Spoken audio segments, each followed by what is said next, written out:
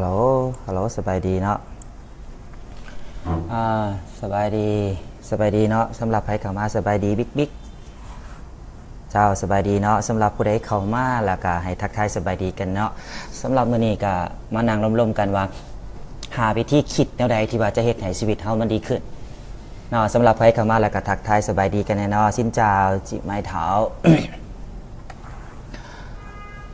สำหรับใครเข้ามาแล้วก็ทักทายสบายดีกันแน่เนาะเดี๋ยวจะไงข้าพเจ้าจะมาแบ่งปันว่าเขาจะมี mindset เนาะกับความคิดที่ดีแนวใดซะว่ามันจะมีอยู่หาวิธีทั้งหมดเนาะที่ว่าถ้าว่าเขาเฮ็ดตามหาวิธีนี้แล้วอันนั้นความคิดแล้วหรือว่าชีวิตเขาจะดีขึ้นเนาะสำหรับใครเข้ามาแล้วก็ทักทายสบายดีตาซุ่นอินทรวงศ์แล้วก็น้องนั่นเนาะสำหรับมื้อนี้ก็ใกล้ๆจะปีใหม่แล้วก็เลยมีของควรให้ทุกๆคนพร้อมเนาะสำหรับว่า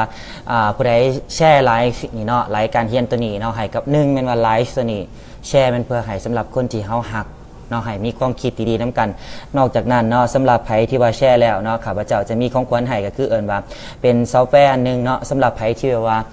มีหมู่แบบเฮาบ่มักเขาเจ้าอยู่ใน Facebook เขาจะแบบเอาซอฟต์แวร์ตัวนี้ลึบคนบ่ฮู้จักหรือว่าลึบคนที่เฮาหันบ่มักออกจาก Facebook ของพวกเฮาได้ไงวิธีง่ายๆเนาะ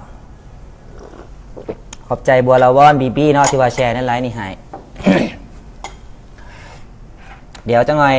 อีกประมาณหรือว่า10นาทีเฮาจึงจะเริ่มเรียนกันเนาะสำหรับใครเข้ามาแล้วก็ทักทายสบายดีกันแน่หรือว่าตอนนี้อยู่ประเทศลาวเฮาทุกคนกินข้าวกันแล้วหรือว่าแนวใดเนาะถ้าว่ากินข้าวมาแล้วก็ให้ทักทายสบายดีกันแน่เนาะสบายดีแม่มดแสนสวยขอบใจหลายๆสำหรับตาซุ่นอินทรวงศ์เนาะเดี๋ยวสำหรับไพแช่แล้วก็จ้อยแล้วว่าหลังจากจบไลฟ์ตัวนี้ไปแล้วครับพระเจ้าจะส่งซอฟต์แวร์ไปให้ในลิงก์เฉพาะของบุคคลดังกล่าวนั่นเนาะ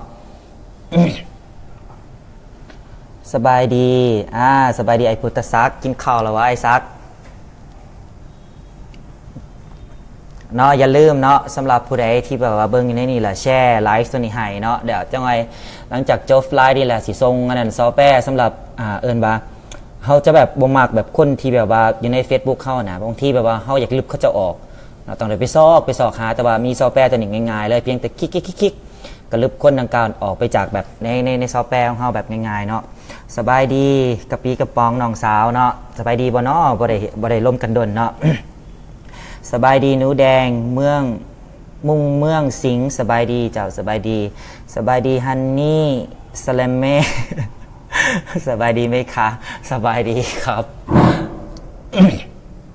เป็นจังไดเนาะอากาศอยู่ประเทศลาวเฮาเนาะจังไดก็ทักทายส่งกันเข้ามาแน่เนาะอากาศอยู่บ้านเฮาเป็นจังไดแล้วก็หรือว่าตอนนี้เนาะ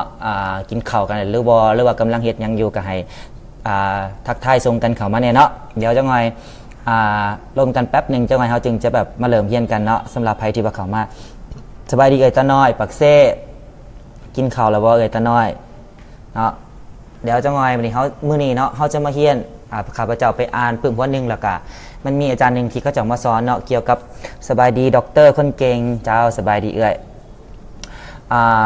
มันจะมีเอิ้นว่าหาวิธีเนาะถ้าว่าเขาหาวิธีคิดแล้วมันจะเฮ็ดให้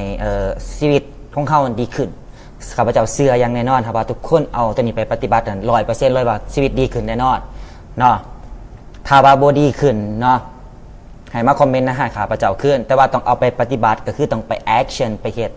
คันเฮาบ่เฮ็ดแล้วสิว่าอันนั้นอันนี้บ่แม่นเนาะเฮาต้องไปเฮ็ดแล้วก็ต้องไปได้แบบไปแอคชั่นไปปฏิบัติถ้าว่าเฮาไปปฏิบัติแล้วมันบ่ดีเนาะมาคอมเมนต์ข้าพเจ้าขึ้นโหลดเนาะอยู่ปากเซ่เด้ออ้ายเจ้าอยู่ปากเซ่เป็นจังไดเนาะอากาศ สำหรับอยู่นครหลวงฮานอยกับอากาศกับชิวๆเนาะจะหนาวๆหน่อยนึงแต่ว่ากับบ่หนาวแห้งปานใดฮันนี่ขอบใจหลายๆเจ้าขอบใจหลายที่ว่าแชร์ไลฟ์นี่ให้เนาะสำหรับผู้ใดเข้ามาเบิ่งล่ะเพราะว่าที่ว่าอยากให้แชร์นี่มันว่าอยากให้ทุกคนที่แบบว่าโดยเฉพาะคนลาวเฮาเนาะอยากให้มี mindset ความคิดที่ดีขึ้นในการใช้ชีวิตที่ดีขึ้นก็เลยอยากให้ทุกคนแชร์ตัวนี้เพื่อว่าจะให้มันว่าอยากให้คนที่เฮาฮักเนาะได้ศึกษาเรียนนำได้มีความรู้ดีๆแล้วก็มีความคิดที่ว่าดีๆเนาะสองมากก็เพื่อช่วยข้าพเจ้าเป็นผู้นึงในการแบ่งปันความรู้นี่เนาะให้กับทุกๆคนดีอยู่จ้ะโดยเนาะใ ให้ทุกคนได้แบบได้ศึกษาแล้วก็ได้ไปทำเฮียนไปน้ากันเนาะเพราะว่าบางทีข้าพเจ้าคนเดียวจังซี่เนาะก็บ่สามารถที่จะแบบสามารถช่วยทุกคนได้แต่ว่าทุกคนก็เป็นแบบเป็นองค์ประกอบหนึ่งแล้วก็เป็นอันนึงที่ว่าจะช่วยกันเนาะเฮ็ดให้สังคมของพวกเรามันดีขึ้น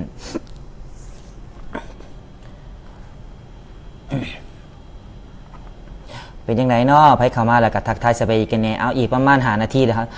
สบายดีกี้บัวลาวงศามื้อนี้บ่ได้ไปกินตำส้มบ่เนาะปกติอ้ายก็จะเบิ่ง Facebook น้องชายตลอดเป็นว่ามักกินซีนดาดบ่ตำส้มเนาะจัดอยู่ประเทศไทยฉันอยู่ประเทศไทยค่ะโดยสบายดีวิไซสุริยาสบายดีต้าวัฒนาคันอ่านภาษาลาวบ่ถูกก็ขออภัยนำเนาะเพราะว่าบางที มาอยู่ต่างประเทศโดนแล้วบัดนี้บางครั้งอ่านภาษาลาวก็บ่ค่อยแตกแล้วปัจจุบันนี้เนาะแต่บาก็แบบเจ้าสบายดีเนาะสบายดี NL น้ำสกุระเนาะสบายดีบ่ทุกคนเนาะใครเข้ามาแล้วก็ช่วยกดไลค์ให้เนี่ยเนาะกดไลค์แล้วก็กดแชร์ด้วยถ้าว่าอันนี้บ่ได้เป็นบังคับเนาะคันรู้สึกว่าแบบสิ่งที่ข้าพเจ้าแบบแบ่งปันไปหารู้สึกว่ามันมีคุณประโยชน์เฮาก็แชร์ให้กับคนที่เฮาฮักได้เรียนได้ไปนํกันเนาะเพื่อเป็นการ1เป็นการช่วยเหลือกันเนาะ2มาแล้วก็นอกนั้นก็มีของขวัญเล็กๆน้อยๆสำหรับคนที่แชร์ก็คือสีทรงซอฟต์แวร์ฟรีให้ก็คือซอฟต์แวร์ที่แบบใส่เฉพาะ Facebook สำหรับไผที่แบบว่าแบบอยากจะลบหมู่ออกจาก Facebook จังซี่เนาะตอนนี้จะมีซอฟต์แวร์ให้ลบแบบง่ายๆเลยแบบมีแต่คลิกๆแล้วก็สามารถลบหมู่ออกได้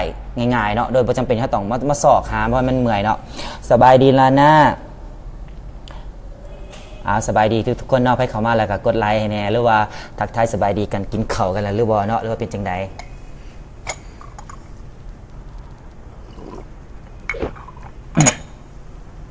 เดี๋ยวจังไงอีก5นาทีเนาะเดี๋ยวจังไงเฮาจึงจะมาแบบมาทักทายลมกันเลยว่าแบบหาวิธีคิดจังไดสิเฮ็ดให้แบบชีวิตของเฮามันดีขึ้นเนาะเพราะว่า คือเฮาฮู้เนาะบางครั้งแบบการใส่ชีวิตของคนเฮาในปัจจุบันในสังคมมันก็เปลี่ยนไปก็รู้สึกว่ายุ่งยากบางครั้งก็เฮ็ดให้เฮาแบบซีเรียสและเครียดหลายว่าจะเป็นเรื่องครอบครัวเรื่องเวียกเรื่องงานเรื่องโดยเฉพาะกับเรื่องเงินเรื่องค่ำเนาะการใส่ชีวิตปัจจุบันนี่ถือว่ามีปัญหาหลายเนาะ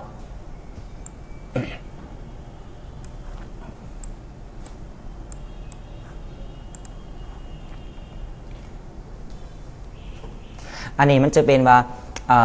มันจะเป็นหาวิธีคิดเนาะอันนี้แบบก็ได้ไปศึกษาเพียนมาหรือว่ามันจะช่วยให้ว่าปรับทัศนคติเฮ็ดให้ชีวิตของเฮามันดีขึ้นถ้าว่าชีวิตเฮาคิดดีขึ้นแน่นอนชีวิตเฮาจะดีขึ้นอย่างแน่นอนอันนี้เป็นความจริงเนาะเพราะว่าอันนี้ขึ้นถือกับตัวเองเลยเนาะอันนี้ก็เลยแบบมาแบ่งปันให้กับทุกคนได้แบบได้ศึกษาแล้วก็ได้ทำเพียนไปนำกันเนาะ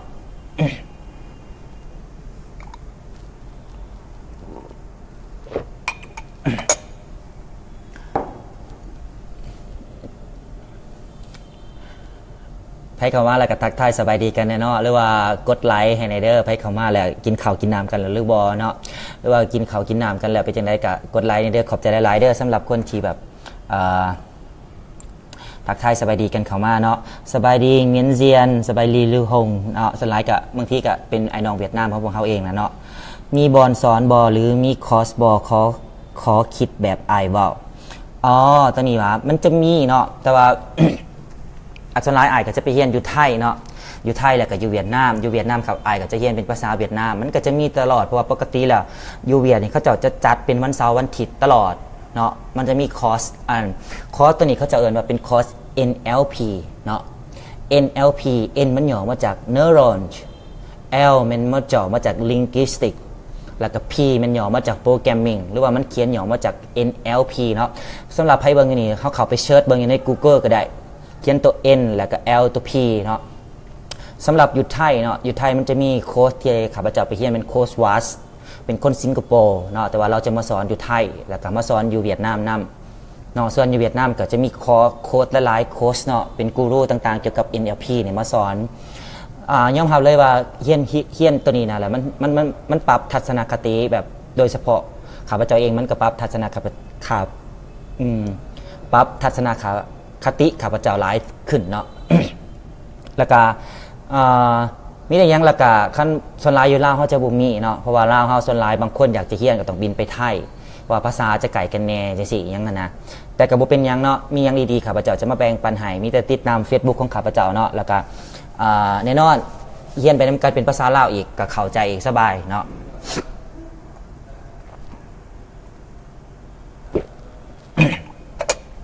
ขอบใจสำหรับทุกๆคนที่แชร์เนาะไปเข้ามาแล้วก็เจอเนาะสำหรับคนที่แชร์เดี๋ยวจบสำหรับจบไลฟ์นี่ไปแล้วเนาะ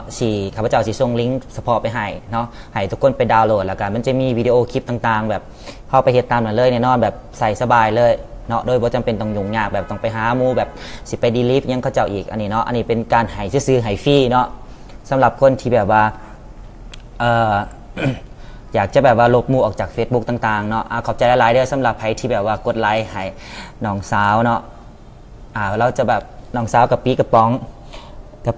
งแก้วซีซุกนี่สลายเราจะมักแบบมาเฮียนน้ำขาพระเจ้าตลอดในเวลาทุกๆครั้งที่ว่าขาพระเจ้าไลฟ์สดเนาะสนใจอยากเฮียนอยากปรับทัศนคติตัวเองแป๊บหนึ่งเด้อสบายดีบัวละวอนบีบีเนาะเคยบ่เสือแต่เห็นหมู่ไปเฮียนคอร์สตัวนึงแล้วมีการเปลี่ยนแปลงหลายนั่นแหละ แหละเนาะที่จริงแล้วมันก็บ่ฮู้ว่าคอร์สตัวน้องไปเฮียนเป็นหยังเนาะแต่ว่าตัวอายไปเฮียนเนี่ยมันจะเป็นคอร์ส NLP เนาะไปเฮียนอยู่โคสวัดอยู่กรุงเทพแล้วก็อยู่เวียดนี่ก็มี NLP เขาสอนมันเกิดเฉพาะอยู่ฮานอยอยู่โฮจิมินห์จะมีตลอดเนาะแต่ว่าเขาจะจัดเป็นเฉพาะวันเสาร์วันอาทิตย์เนาะนอกนั้นแล้วก็ยังมีสื่อปื้มมาอ่านเนี่ยก็หลายๆอันเนาะ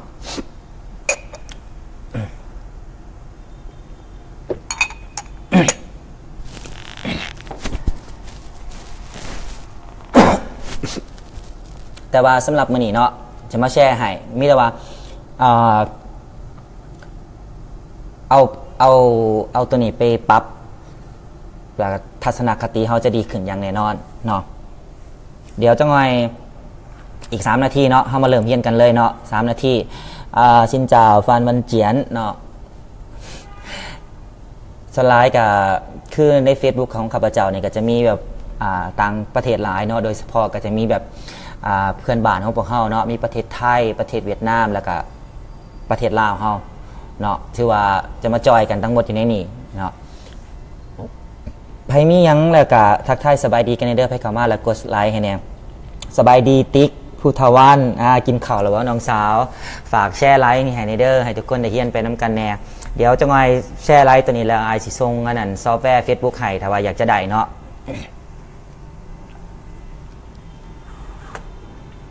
โอเคเดี๋ยวอีกประมาณ2นาทีเนาะอีก2นาทีเขาจะมาเริ่มเรียนกันเลยเนาะเขาจะมาเริ่มเรียนกันเลยให้ทุกคนได้เรียนไปน้ำกันสบายดีนางตุ้ยโพเซนานางตุ้ยตัวนี้เราก็เป็นทันหมอเนาะบอกว่าทันหมอนี่จะหูดีเลยเรื่องเอิญว่าซับการแพทย์เขาจะเอิญว่าวีซ่าจิตวิทยาเนาะมันก็ขายคือเป็นวีซ่าที่ว่ามันปรับทัศนคติของคนเฮามันดีสำหรับไผเป็นแพทย์ก็จะหูดีเนาะอันนี้แต่ว่ามันเป็นแบบสำหรับเป็นวีซ่าทั้งการมันเจอว่าเป็นวีซ่า NLP เนาะในการปรับทัศนคติให้เฮาดีขึ้นในการดำรงชีวิตการใส่ชีวิตความคิดแน่นอนถ้าว่าความคิดเฮาดีขึ้นการใส่ชีวิตเฮาก็จะดีขึ้นมันก็รวมไปถึง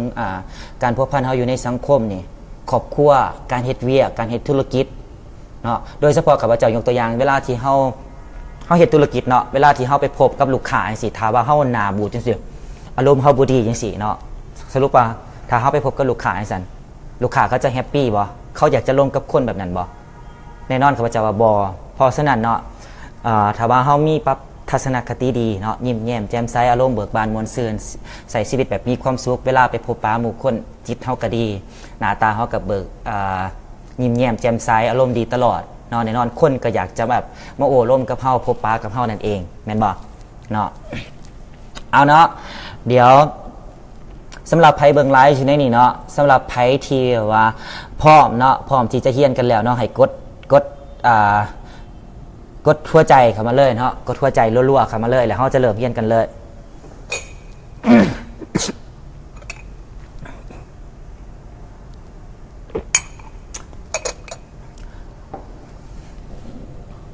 สำหรับไผพร้อมที่จะเฮียนเนาะกดหัวใจเข้ามาเลยเจ้าขอบใจหลายๆเนาะกดหัวใจเริ่มกดหัวใจเข้ามาแล้วเนาะสำหรับทุกคนที่ว่า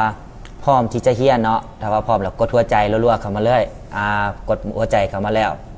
ต้องกดหัวใจหลายๆเนาะเพราะว่าข้าพเจ้ามักหัวใจเด้อ เพราะว่าเป็นสบายดีเกตผู้เกตเนาะให้เข้ามาแล้วก็มาเฮียนนำกันเนาะเอาวิธีหาวิธีนี้ไปคิดใส่ใดกับชีวิตแน่นอนชีวิตดีขึ้นแน่นอนแต่ว่าต้องเฮ็ดคันบ่เฮ็ดล่ะสิมาโทษว่าโอ้มาฟังแล้วแบบว่า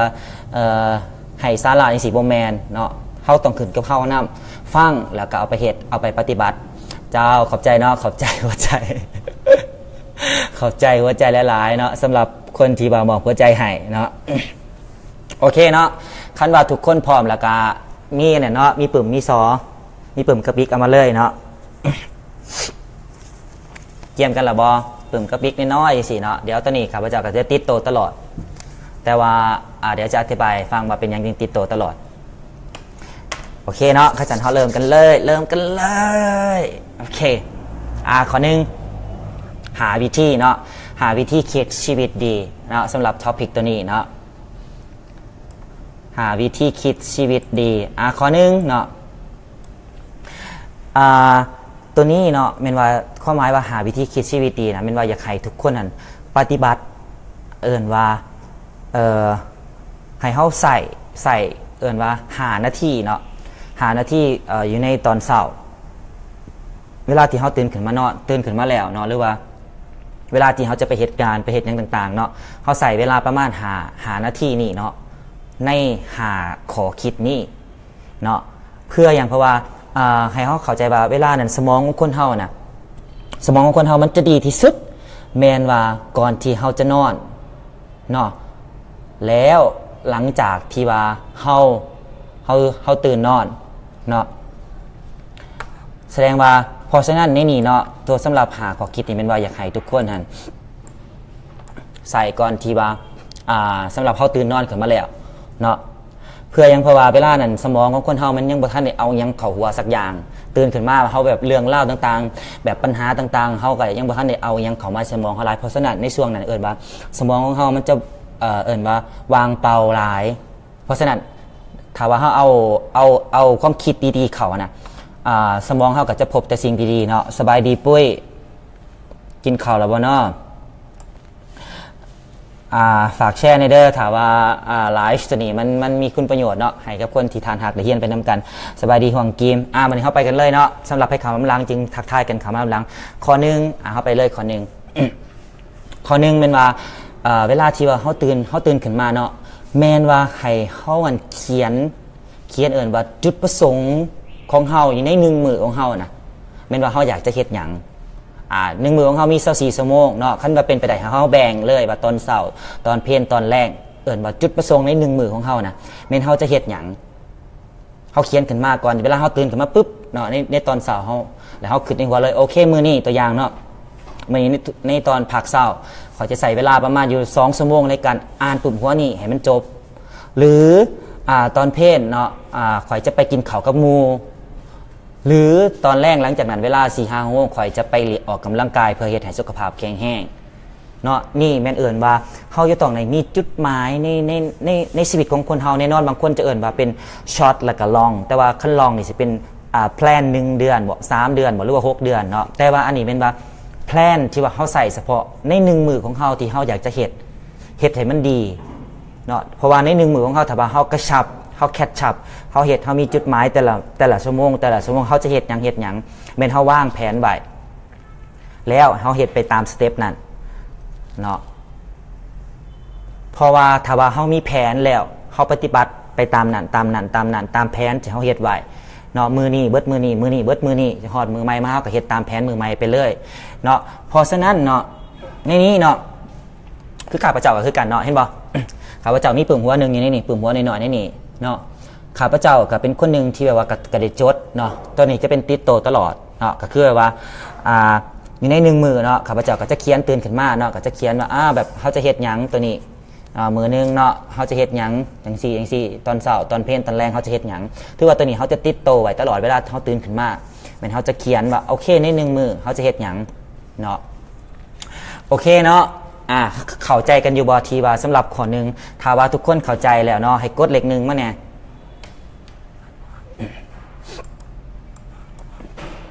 สำหรับไผที่ว่าเข้าใจเนาะให้กดเลข1มาเลยเนาะกดเลข1มาเลย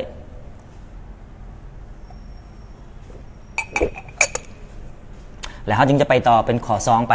เขาจะเขียนไปเป็นข้อถ้าว่าบ่เข้าใจเนาะแล้วเขาจึงจะแบบอธิบายไปต่อสบายดีเกรดเจ้าเกรดเข้าใจแล้วเนาะพิมพ์1ก่อนมาแล้วทุกคนเดคนอื่นเดที่บ่เบิ่งอยู่นี่เนาะสำหรับไลฟ์มื้อนี้มันจะมาเว้าเรื่องเกี่ยวกับหาวิธีคิดชีวิตให้ดีขึ้นเนาะสำหรับหลักการสำหรับใครที่ว่าแชร์กรุณาคิดว่าไลฟ์นี่มันสามารถช่วยคนที่เฮาหักได้เนาะกรุณาเป็นช่วยแชร์ให้ข้าพเจ้าแน่ละกันสำหรับคนที่ว่าแชร์เนาะแม่นว่าสิมีเป็นของขวัญให้ก็คือเป็นซอฟต์แวร์ในการสำหรับใส่ Facebook เนาะเป็นว่าลบหมู่ที่ว่าเฮาบ่มักต่างๆออกจาก Facebook ของเฮาOYPMCH เว้าไม้อ้ายกำลังมานี่อ๋อเว้าไม้หวาเดี๋ยวจังไงล่ะน้องจึงรีวิวไปตัวใหม่ซะเนาะเพราะว่ามันจะเสียเวลาหมู่เนาะเสียเวลาคนอื่นเขาเพราะว่าไอ้นัดแล้วว่าเขาจะเริ่มประมาณอยู่7 โมงปลายเนาะเพราะฉะนั้นเท่าหน้าเขาก็พยายามตรงต่อเวลาเพราะว่าการตรงต่อเวลามันเป็นคุณสมบัติว่าของคนที่จะประสบผลสำเร็จจะบ่มีเลยว่าคนที่แบบว่ามาบ่ตรงเวลาหรือว่าสาเวลาหรืออันนั้นอันนี้การเฮ็ดเวียกกินยังคือกันเขาเจ้าว่ามีคำหนึ่งที่ว่าเขาเจ้าว่าวิธีที่เขาเฮ็ดเวียกใดเวียกหนึ่งมันแมนวิธีที่เขาเฮ็ดทุกๆเวียกนั่นเองตัวนี้ชื่อคำที่ข้าพเจ้าไว้เนาะวิธีที่เขาเฮ็ดเวียกใดเวียกหนึ่งมันแมนวิธีที่เขาเฮ็ดทุกๆเวียกตัวอย่างวิธีจะมักเฮ็ดบ่ตรงเวลาจะเฮ็ดเวียกอื่นๆจะก็จะบ่ตรงต่อเวลาทั้งนั้นเนาะทั้งเจ้าสบายดีเนาะ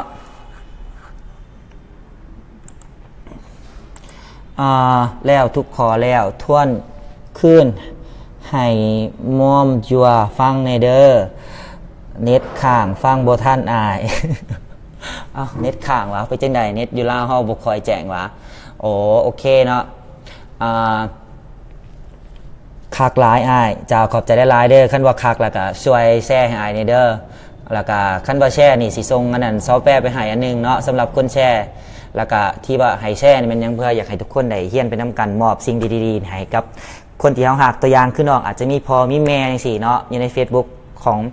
องน้องแต่ว่าอ้ายผัดบ่ได้เป็นหมู่กับเพิ่นจังซี่หยังนะก็จะช่วยอ้ายแชร์หาวิธีคิดชีวิตจะดีขึ้นเนาะอันนึงเนาะขอขึ้นเนาะ ขอขึ้นก็คืออันนึงเป็นว่าเขาจะต้องมีแพลนเนาะในแต่ละมือตอนเช้าขึ้นมาเขาต้องได้มีความคิดว่าโอเค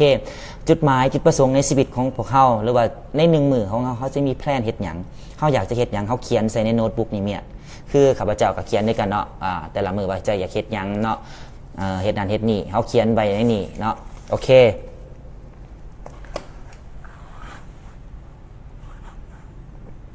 สบายดีไม่ PSM เนาะ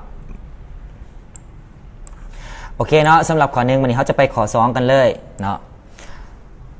หลังจากที่ว่าเขาเขียนโน้ตตัวนี้แล้วเนาะวันนี้สำหรับข้อ2เขาจะว่าสำหรับมือหนีของเขานะมือหนีของเขานี่เขาได้มอบว่าคุณค่าอีหยังในให้กับคนอื่นเนาะเขาได้มอบ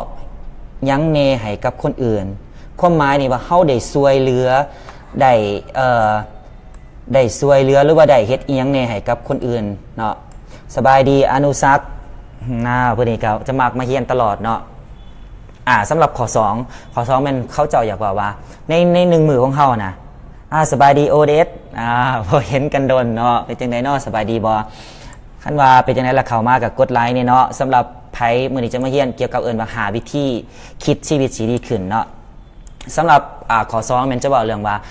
ใน1 มื้อของเฮานะเฮาได้มอบคุณค่าอีหยังแน่ให้กับคนอื่นเฮาได้ช่วยเหลืออีหยังแน่ให้กับคนอื่นข้าพเจ้าตัวอย่างเนาะใน1 มื้อของเฮาเคยที่แบบจะแบบว่าตัวอย่างเนาะคนในครอบครัวของเฮานะเฮาเคยได้แบบได้มอบแบบอย่างห้อยยิ้มของเฮาที่เฮามีอยู่เวลาเฮาตื่นขึ้นมานะ เขาเคยแบบมอบห้อยหญิงงามๆเขาให้กับคนที่เขาหักบ่ให้กับพ่อกับแม่ให้กับอ้ายเอ่ยน้องให้กับคนที่เขาหักหรือบ่หรือว่าให้กับคนที่อ้อมข้างของเขาหรือบ่หรือเขาได้ไปช่วยเหลือผู้ใดแน่เนาะบอกว่าจะเป็นเวียกงานหรือวันอื่นหรือแบบว่าข้าพเจ้ายกตัวอย่างเนาะคือมื้อนี้เนาะข้าพเจ้าก็ได้ช่วยเหลือคนหนึ่งตัวอย่างแบบว่าเราขี่รถมาแล้วรถเราล้มนี่สิเนาะเขาก็ไปช่วยเหลือข้าพเจ้าเองก็ไปช่วยเหลือสิก็เอาเราขึ้นนี่ก็แจ้งว่ามันก็เป็นว่าเฮาในมือของเขาได้ไปช่วยเหลือผู้นึงหรืออาจจะเป็นว่าการแบบเฮ็ดบุญก็ได้ตัวอย่างเขาเห็นคนขอทานจังซี่เนาะให้เขาเจ้า5,000 2,000 1,000มันก็เป็นการช่วยเหลือเขาเจ้าเนาะหรืออื่นๆต่างๆนี่หั่นเนาะใน1มื้อของเฮาหั่นน่ะเฮาได้เฮ็ดอีหยังแน่มอบให้แก่กับสังคมได้ช่วยเหลือคนอื่นหรือบ่เพราะในตัวนี้เนาะคีย์เวิร์ดตัวนี้อยากจะบอกกับทุกคนเหมือนว่าถ้าเฮามีความคิดที่เฮาให้นะให้แล้วเฮาจะได้รับกลับมาหลายกว่าสิ่งที่เฮาให้อีกเฮารู้จักการให้เฮาจะรู้ความรู้สึกว่าแบบการให้แบบอย่างหน่อยเวลาคนอื่นเขาจะขอบใจเฮานะเฮาจะรู้สึกฟีลลิ่งเฮาจะดีขนาดมันจะกลมกันข้ามกับบางคนเนาะตัวอย่างบางคนคิดว่าแบบข่อยต้องรวยข่อยต้องมีเงินข่อยจึงจะเฮ็ดบุญในสั่นคั่นคือจังซั่นน่ะเจ้าจะบ่มีวันที่เจ้าจะเฮ็ดบุญจักเทื่อพอคนเฮาจะบ่มีเลยว่าวันนึงตัวเองแบบคำว่ารวยของตัวเองมันจะเพียงพอเพราะฉะนั้นถ้าว่าทานมีตอนนี้มีน้อยเฮาก็ให้น้อยคือข้าพเจ้าเนาะมีน้อยก็ให้น้อยให้ซ้ำสมที่เฮามีหรือสิ่งที่ข้าพเจ้ามีปัจจุบันนี้เอิ้นว่าความรู้เนาะ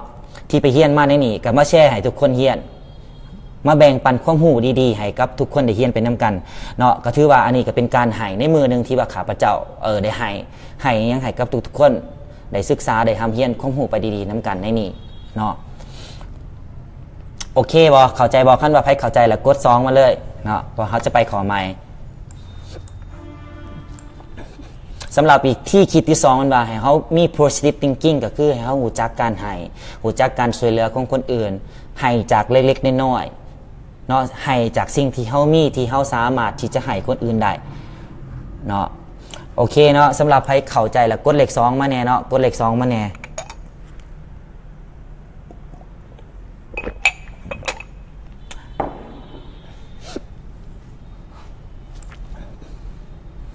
สำหรับใครเข้าใจแล้วกดเลข2มาแน่เนาะกดเลข2มาเลยเนาะกดเลข2มาเลยเพราะว่าจะได้ฮู้ว่าโอเคแบบฟังกันเข้าใจเนาะ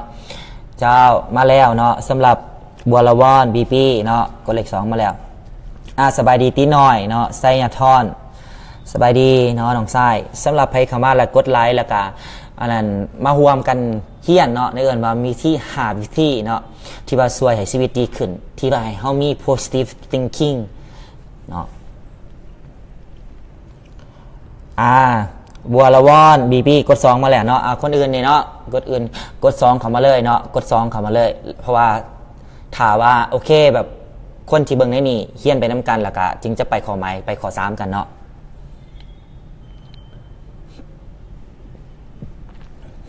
เอาอีกแป๊บนึงเด้อให้ทุกคนกดเลข2มาก่อนเดี๋ยวจังหวะเฮาจึงจะเฮียนไปนำกันเฮาจึงจะไปขอ3มานี่เนาะ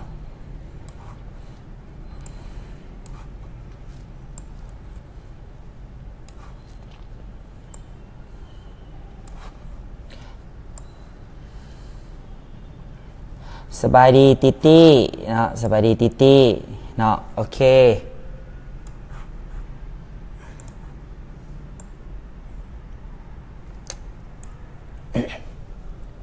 โอเคแค่สมัยนี้เขาจะไปขอ3เนาะขอ3กันเลยเนาะโอเคขอ3เขาจะว่าให้เฮานะให้เฮาเขียนเอิ้นว่าเขียนนี่ความหมายว่าให้เฮาเขียนเอิ้นว่า10เรื่องเล่าเนาะที่มันเกิดขึ้นในชีวิตประจำวันของเฮานะอาจจะเป็นอดีตหรือว่าเป็นปัจจุบันนี่ก็ได้10เรื่องเล่าที่ว่าดีๆที่ว่ามันเกิดขึ้นในชีวิตของเฮาเนาะตั้งแต่เฮาน้อยจนฮอดเฮาปัจจุบันนี้ที่ว่าเฮาสามารถจื้อได้แล้วก็จำได้ให้เฮาเขียนลงมาใส่เจียว่าโอเคซ้ำที่เฮาจื้อได้ว่าโอเคตัวอย่างเนาะแน่นอนทุกคน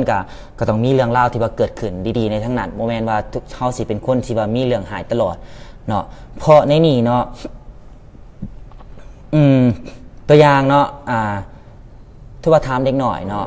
เรื่องเล่าที่ดีๆที่เด็กหน่อยได้พบมาในเมื่อวานนี่มันอย่างมันอาจจะแบบว่านี่ร้านเด็กกินแบบหรือว่าลูกเด็กกินกะแลมที่แซ่บๆก็เป็นเรื่องเล่าที่ดีๆที่ ที่เกิดขึ้นหรือตัวอย่างนักเรียนนักศึกษาเนาะแบบมหาเสียงใดที่1จังซี่มันก็เป็นเรื่องราวที่ดีเป็นผลสำเร็จเกิดขึ้นในชีวิตหรือข่อยสามารถหาเงินได้10,000 กีบในอายุข่อยเวลา7 ปีมันก็เป็นเรื่องราวที่ดีเป็นผลสำเร็จอยู่ในนี่เพราะฉะนั้นในนี่นะความหมายที่ว่า NLP เขาเจ้าอยากจะสอนเฮาก็แบบว่าเวลาที่เฮาคิดแต่สิ่งดีๆนะเรื่องเล่าดีๆมันก็จะเข้ามาในหัวเฮาสบายดีนุ่มเปเล่เกียรติปัญญาเนาะเพราะว่าเขาเจ้าสอนว่าคือเคยบอกตลอดว่าโทนี่โรบินเนาะคันไผพวกเขียนพวก NLP แต่ส่วนหลายพวกคนไทยคนลาวเขาจะฮู้คนไทยคนเวียดเขาจะฮู้เบิดผู้ใดที่ว่าเคยไปเขียนพวกสายนี้นะเขาเจ้าจะบอกว่าเราจะบอกว่า what you think is what you get ถ้าเจ้าคิดหยังเจ้าจะได้สิ่งนั้นเพราะฉะนั้นนี่เขาอยากจะบอกว่าให้เฮาคิดแต่สิ่งดีๆในชีวิตเฮาคิดแต่ประสบผลสำเร็จเวลาที่เฮาประสบผลสำเร็จในชีวิตเฮาให้เฮา say yes ให้เฮาเอิ้นว่าเฮาแบบเฮามีกำลังใจแล้วเฮาแบบว่าเฮาเอิ้นว่าจัดแบบเอิ้นว่าแบบเต็มที่จัดแบบจัดสลองให้กับความประสบผลสำเร็จในชีวิตของเฮานะเนาะเพราะฉะนั้นเวลาที่เวลาที่เฮามี feeling ที่ดีนะเฮาประสบผลสำเร็จในชีวิตตลอดแล้วมันจะนำมาตลอดคือกับที่เขาจะว่า what you think is what you get ถ้าเฮาคิดแต่สิ่งดีๆเนาะคือท้าแต่ประสบผลสำเร็จในชีวิตเฮานะมันก็จะนำมาตลอดอันนี้เป็นความจริงเลยเนาะมันขึ้นกับ mindset ขึ้นกับความคิดของเฮาเนาะสบายดีทวีเพชรเนาะคันไผเข้ามาแล้วก็ฝากแชร์ตัวนี้เนาะให้ทุกคนได้เรียนไปนํกันเนาะเพราะว่าแชร์ในนี้มันว่าสามารถช่วยให้ทุกคนว่าหาวิธีคิดให้ชีวิตของเฮาดีขึ้นเนาะสำหรับข้อ3แม่นบอกว่าอยากให้เฮาเขียนมาเนาะ10เรื่องราวที่เกิดขึ้นในชีวิตของเฮาที่มันเป็นเรื่องราวดีๆเนาะประสบผลสำเร็จหรือว่าเรื่องราวอย่างที่เฮาสามารถแบบมันเฮ็ดให้เฮา feeling ดีมีความสุขเวลาเฮาคิดถามมันแล้วเฮามีรอยยิ้มให้เฮาเขียนมาแน่นอนแบบว่าแต่ควรแต่น้อยมาจนถึงปัจจุบันนี้มันต้องเฮาผ่านมามันต้องมีเรื่องราวที่ดีๆที่เกิดขึ้นบ่มีไผที่ว่าจะบ่มีเรื่องราวดีๆเนาะเพราะว่าคันเฮาคิดแต่เรื่องบ่ดีนะเฮาก็จะโศกเศร้าแล้วก็แบบมันก็จะแบบย่ำตลอดเฮาเพราะฉะนั้นให้เฮาพยายามคิดแต่สิ่งดีๆเนาะหาคิดแต่สิ่งที่แบบว่ามันสร้างสรรค์เฮาคิดหาเรื่องนั้นแหละแบบเฮ็ดให้เฮามีความสุขเนาะตัวอย่างบางคนเลิกไปกับแฟนเก่าไปกับบ่หมายความว่าเฮาจะโศกหายบางครั้งเนาะการที่เฮาเลิกไปกับแฟนเก่าของเฮานะมันอาจจะเป็นดีก็คือความหมายว่าเฮาอาจจะแบบว่าไปพบกับคนที่ดีกว่าเขาแบบนี้แล้วมันก็เฮ็ดให้เฮามีความสุขขึ้นแล้วก็เฮาก็บ่จำเป็นจะต้องไปเครียดไปโกรธไปหายเขาเจ้าเนาะถ้าว่าเฮายิ้มแย้มแจ่มใสเฮามีความคิดที่ดีขึ้นนะแน่นอนแบบชีวิตเฮามันสิดีขึ้นเองอัตโนมัติแต่ว่ามันก็บ่ถึงขนาดว่ามันจะยากแต่ว่าเฮาเฮ็ดแต่ละมือไปนะชีวิตเฮามันจะดีขึ้นอีหลีอันนี้ดีขึ้นอีหลีเนาะบ่ได้แบบเบาขี้โม้หรืออีหยังเนาะสบายดีเจ้าพาลุงโบนิสเนาะสบายดีเนาะเป็นจังไดสบายดีวงเดือนยายเป่าเฮอเป็นจังไดเนาะไปนั่นไปภาคกลางเป็นจังไดล่ะกลับมาลาวหรือบ่เนาะโอเคเนาะสำหรับข้อ3ที่ว่าล่มไปจังซี่นะเข้าใจอยู่บ่ถ้าว่าโอเคเข้าใจกดเลข3มาเลยเนาะกดเลข3มาเลย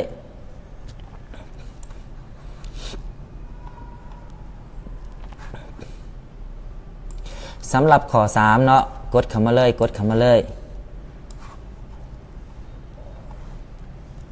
ถ้าว่าไพ่เข้าใจแล้วเนาะยังมีคนอื่นอีกเด้เข้าใจอีกบ่สำหรับข้อ3เนาะที่บอกมาถ้าว่าทุกคนเข้าใจแล้วกดเข้ามาเลยเกตผู้เกตเข้าใจแล้วสบายดีเบ้เนาะเป็นจังไดสบายดีกันอยู่บ่ฝากแชร์ในเด้อเบถ้าว่าเขามาเบิ่งไลฟ์สนีแล้วช่วยแชร์ให้ทุกคนได้เฮียนไปนํกันแน่เนาะแล้วก็สำหรับไผแชร์สิส่งอันนั้นลิงก์ไปให้เด้อลิงก์เอิ้นว่าซอฟต์แวร์ฟรีเนาะสำหรับลบหมู่ออกจาก Facebook เนาะให้ทุกคนฟรีๆเลยเนาะโอเค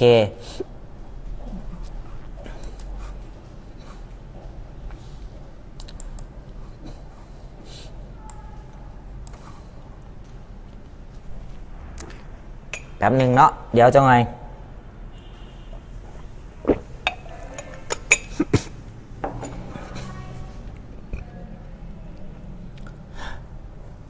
ถือว่าขอ3นี่เขาในเรื่องล่าเขาดีๆทั้งหมดเลยตัวอย่างเนาะข้าพเจ้ายกตัวอย่างคือเขานี่เขาเกิดมาแบบครบอายุเกินแบบอวัยวะ32องศา3632อวัยวะนี่นะในห่างกายเขาบ่ได้แค้นฮักขาฮักนี่เขาก็รู้สึกว่าเขาดีแหละยังมีคนอีกหลายๆโลแบบเขาจะเกิดมาเนาะแบบตาบอดบอกหรือว่าขาเป๊จังสี่แขนกุดจังสี่นะเฮานะรู้สึกว่าเกิดมาสิเฮามีความโชคดีขนาดเนาะหรือแบบเรื่องเล่าแบบตัวอย่างเนาะไผมีครอบครัวลูกเข้าแบบเกิดมาหน้าฮักเนาะลูกเข้าเป็นคนหูความนี่มันก็เป็นเรื่องเล่าดีๆทั้งนั้นให้เฮาคิดให้เฮาเขียนออกมามื้อนึงให้มันได้อย่างน้อยตอนเช้ามันได้10เรื่องเนาะที่มันมีดีๆในหัวเฮาน่ะในเรื่องที่มันเกิดขึ้นในชีวิตเฮาเขียนออกมาโหลดเนาะและนั่นเรื่องในหัวเฮามันก็จะคิดแต่เรื่องดีๆเอิ้นว่า positive thinking เนาะความคิดบวกสบายดีไหมเพชรสมัยเนาะโอเคเป็นจังไดสบายดีอยู่บ่โอเคเนาะสำหรับข้อ3ไผเข้ามาแล้วก็ทักทายกดไลค์สบายดีกันเด้อสำหรับไผเข้ามาแล้วเนาะสำหรับทานใดที่ว่าเข้ามาเบิ่งในไลฟ์นี่เนาะมาเฮียนไปนำกันเอิ้นว่าหาวิธีเนาะหาวิธีคิดชีวิตสิดีขึ้น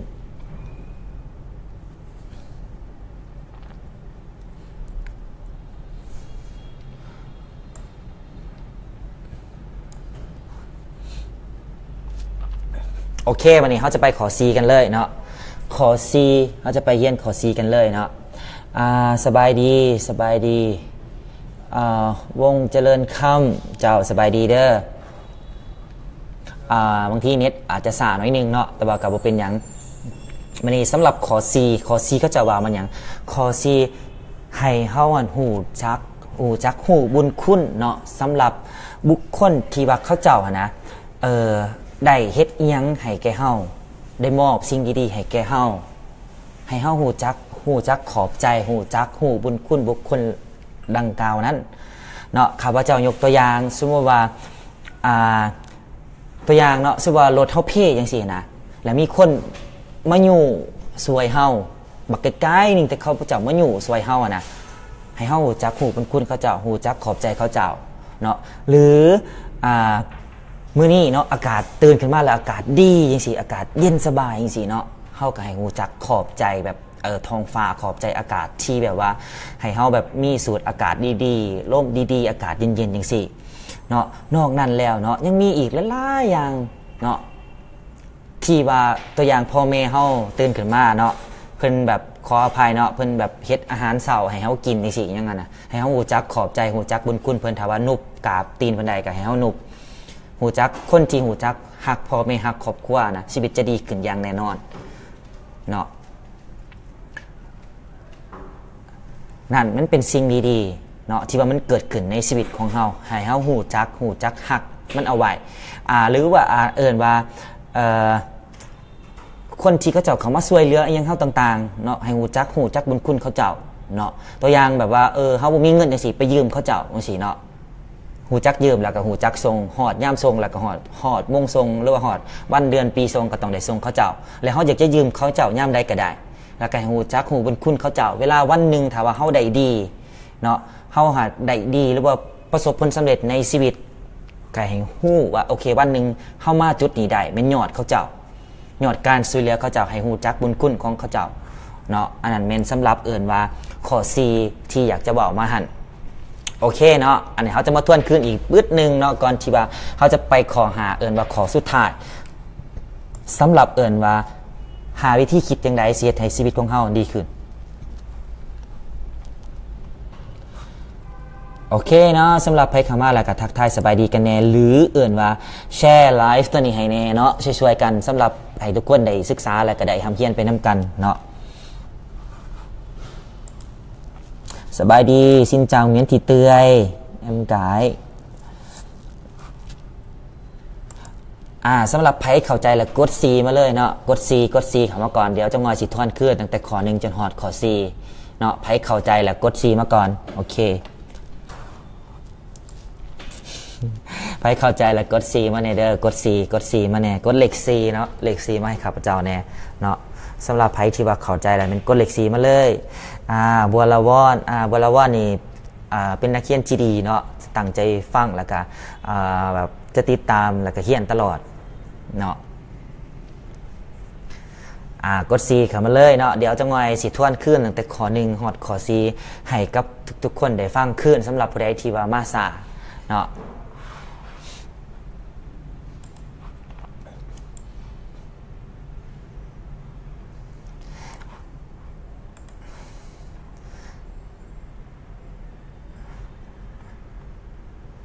โอเคเนาะโอเคเป็นยังไงเนาะไผเข้ามาแล้วก็ทักทายสบายดีกันแน่เด้อไผเข้ามาแล้วก็โอเคกดไลค์ให้แน่กดไลค์ทักทายสบายดีกันแน่เด้อสำหรับไผเข้ามาแล้วเนาะเดี๋ยวข้าพเจ้าจะไปทวนคืนอีกน้อยนึงเนาะให้กับทุกคนก็คือเอิ้นว่าตั้งแต่ข้อ1ฮอดข้อ4เอิ้นว่าหาวิธีคิดเนาะชีวิตสิดีขึ้นเอาไปนำใส่ได้อย่างแน่นอนชีวิตดีขึ้นอย่างแน่นอนอันนี้เชื่อเลยเชื่ออีหลีมันจะช่วยให้ mindset ความคิดของเฮาดีขึ้นเนาะบัวละวงเบเบ จะโอเคขอโทษขออภัยน้ำหลายๆเนาะคิดว่าเป็นบัวละวอนสบายดีเท่านวลซุกเพชรวงศาเนาะโอเคเข้ามาแล้วก็ทักทายสบายดีกันเด้อเข้ามาแล้วก็สบายดีกันแน่เนาะถือว่าบางคนอาจจะบ่ฮู้จักแต่ว่าก็บ่เป็นหยังเนาะเอาความรู้ดีๆมาเรียนนำกันเอาไปใส่ในชีวิตการเป็นอยู่ของเฮาเลยมันสิเฮ็ดให้ชีวิตเฮามันดีขึ้นโอเคจะมาทวนคืนเนาะเอิ้นว่าหาวิธีคิดชีวิตจะดีขึ้นข้อ1เนาะข้อ1มันว่าให้เฮาเอิ้นว่าจดกายเอิ้นว่าจุดประสงค์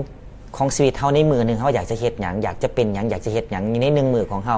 เขียนลงมาในนี่เนาะตอนเช้าเฮาจะเฮ็ดหยังตอนเพลจะเฮ็ดหยังตอนแลงจะเฮ็ดหยังให้เฮามีจุดหมายในชีวิตของเฮา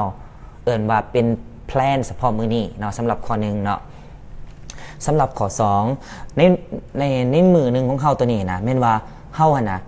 เฮาจะมอบคุณค่าหรือว่ามอบสิ่งดีๆยังให้แก่กับสังคมให้กับคนอื่นๆหรือว่าให้กับอีหยังอื่นๆเนาะ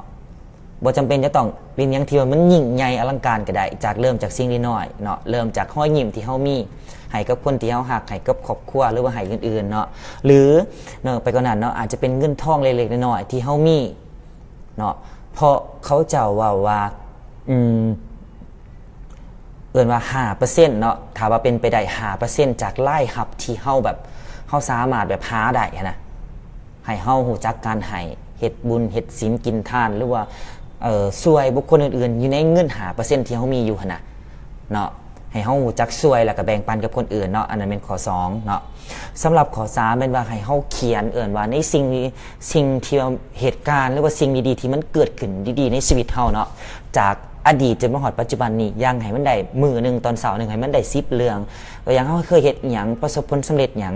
เป็นเรื่องเล็กๆน้อยๆก็ได้ที่ว่ามันเวลาเฮาคิดของมันแล้วเฮามีรอยยิ้มเฮารู้สึกดีเฮาประทับใจเฮาอยากจะแบบกลับไปคืนไปยุคไปบอนเก่านั่นให้เฮากลับมาแบบให้ได้ feeling ให้ได้ mindset ให้ได้ความคิดที่ดีๆหันขึ้นมาคืนเนาะอันนั้นเป็นข้อ3เนาะมื้อนี้สำหรับข้อ4เนาะ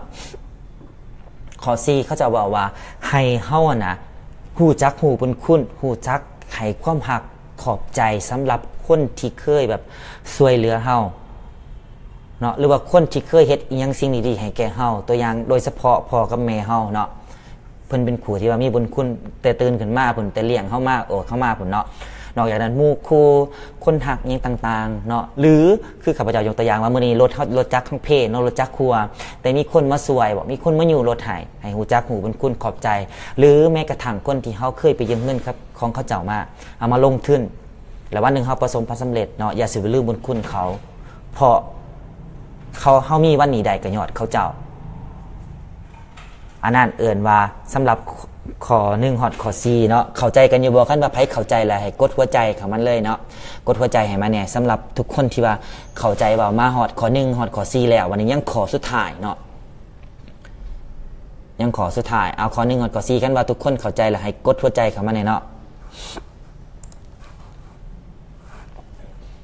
สบายดีเทียนล่า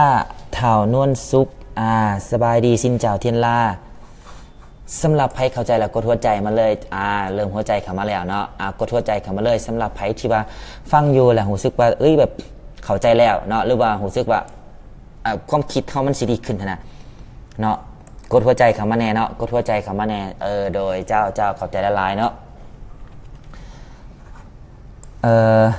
สบายดีกีตาร์สีดวงจันทร์เจ้าสบายดีเนาะไผเข้ามาแล้วก็ทักทายสบายดีกันเด้อ กดหัวใจเข้ามาเลยกดหัวใจเข้ามาเลยเนาะสำหรับไผที่ว่ากำลังเบิ่งไลฟ์อยู่นี่อยู่เนาะให้กดหัวใจเข้ามาเลยถ้าว่าเข้าใจในสิ่งที่ข้าพเจ้าแบ่งไปใน4ข้อแล้ววันนี้ยังข้อหนึ่งเป็นข้อที่แบบว่าเด็ดสุดๆเลยเนาะเป็นข้อสุดยอดเลยเนาะสบายดีสินจาห่วงหายเอียนดังไลฟ์สด invite you to watch her video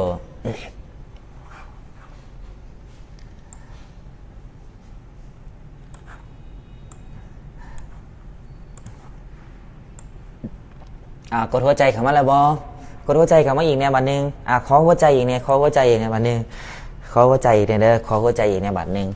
กดหัวใจเข้ามารัวๆเลยบัดนึงแล้วเขาจะไปขอหาไปขอสุดท้ายกันเลยเนาะเขาจะไปขอหาไปขอสุดท้ายกันเลยชินเจ้ายุ่งหา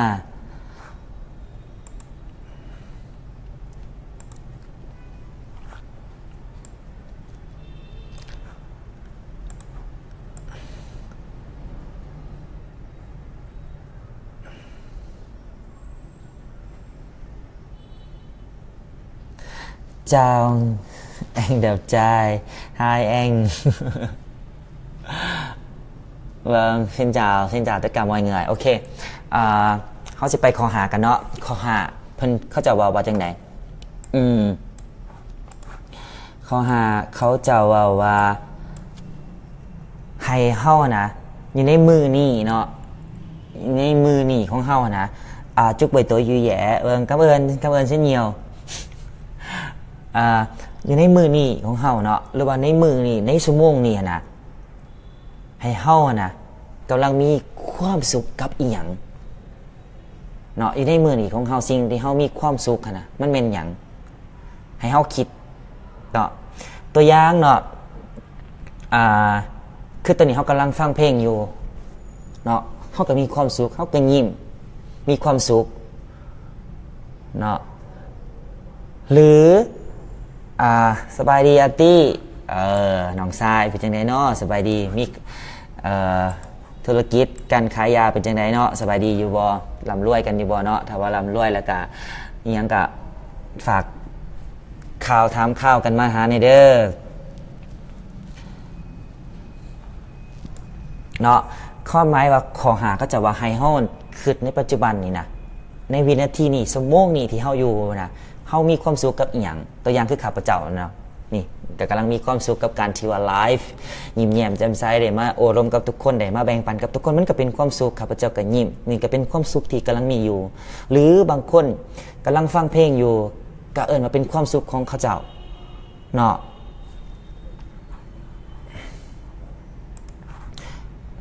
น้องมี